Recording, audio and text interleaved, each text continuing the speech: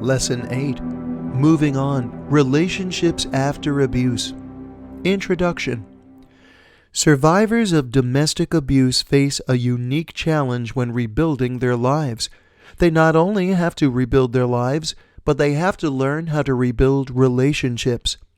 This is not easy, but when survivors develop healthy new relationships, they enrich their lives in many ways. Relationship tips for survivors of domestic violence.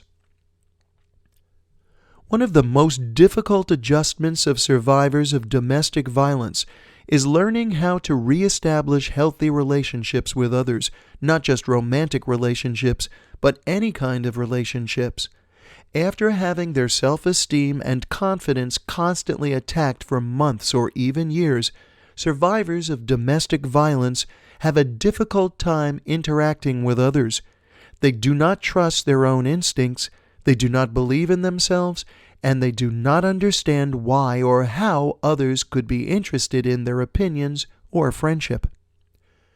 Building relationships require that survivors first build a solid foundation of self-esteem and confidence. This can be the most difficult step for a survivor because it requires them to focus on themselves, something that they may have not done in years. The first and best relationship should be with yourself. Survivors need to focus on developing a relationship with themselves first before they try to develop strong relationships of any romantic sort. Why? Because they need to learn who they really are, not what they think men are looking for. Remember, women who have been abused have spent a long time trying to be the person another person demanded rather than the genuine person that they are. In the process, most survivors have lost track of their own personalities and need to take the time to rediscover who they really are. The person who deserves the most kindness and compassion is you. During this phase, the survivor must learn how to talk to herself with a new vocabulary.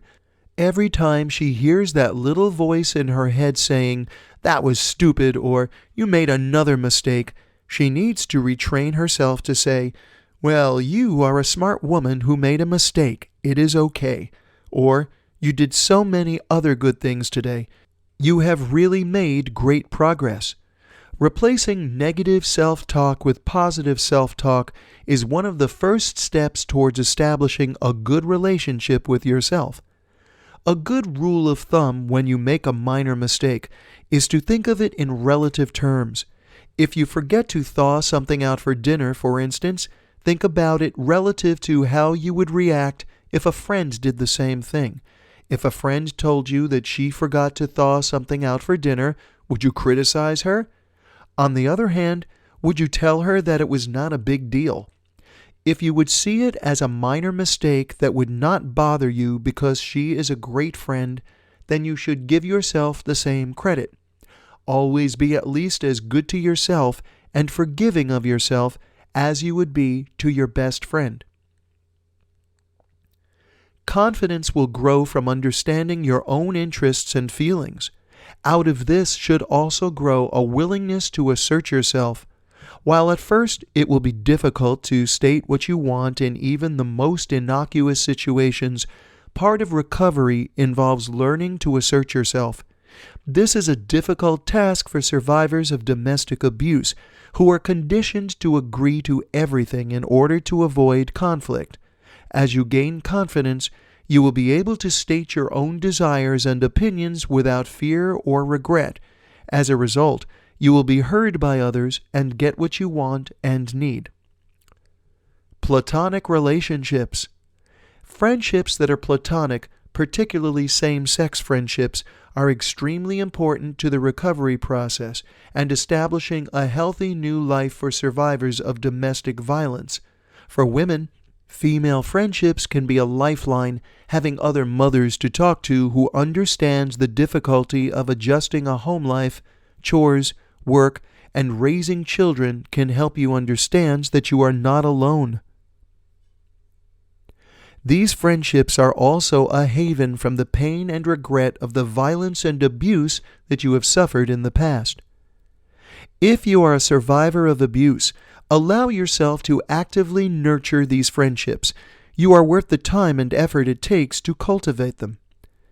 Allow yourself to ask for help when you need it, and give yourself permission to ask for support.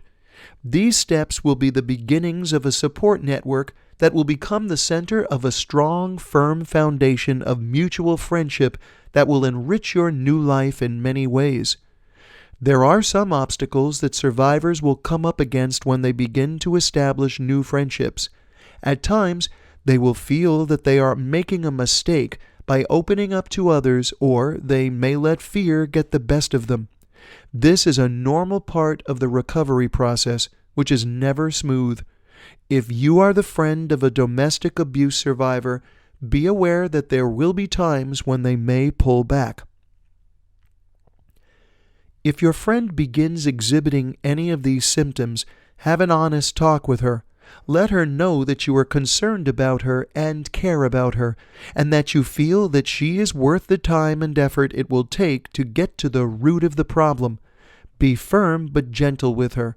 Remind her of how much progress she has made and how much that she has already achieved, and reassure her that you will always be there for her. The most important thing you can do for a survivor is to be a constant in their lives, even when they are not constant. Role models. Role models are extremely important to survivors of abuse. They provide a sort of goal for survivors, an example of what they are capable of achieving now that they are on the road to recovery. Knowing that another individual has survived the drama of domestic abuse, gone through the recovery process, and come out on the other side, not only as a survivor, but also as a strong, successful, and happy person with a rich and rewarding life, can be incredibly motivating and reassuring.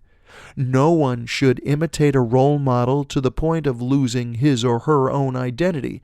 However, talking to someone who has faced the same struggles and learning from them how they have coped with the challenges of starting a new life can help guide a survivor on their own journey.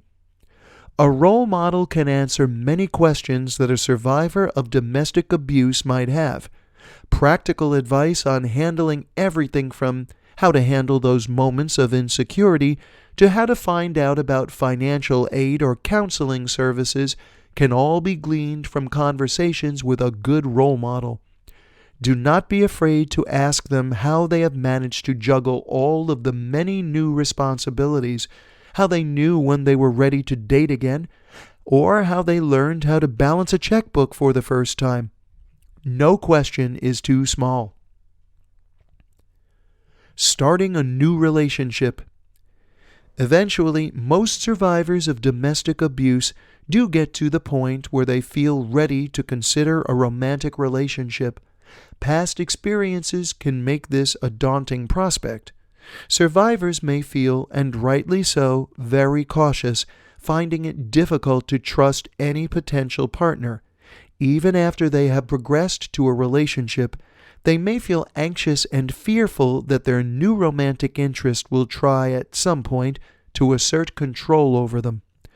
Caution is not a bad thing when starting a new relationship, but you must be able to balance this with your new sense of confidence and a willingness to explore your emotions and not let your fears get in the way of the possibility of a positive relationship with a new partner. Setting firm guidelines for yourself and the relationship will help you feel comfortable in a new relationship.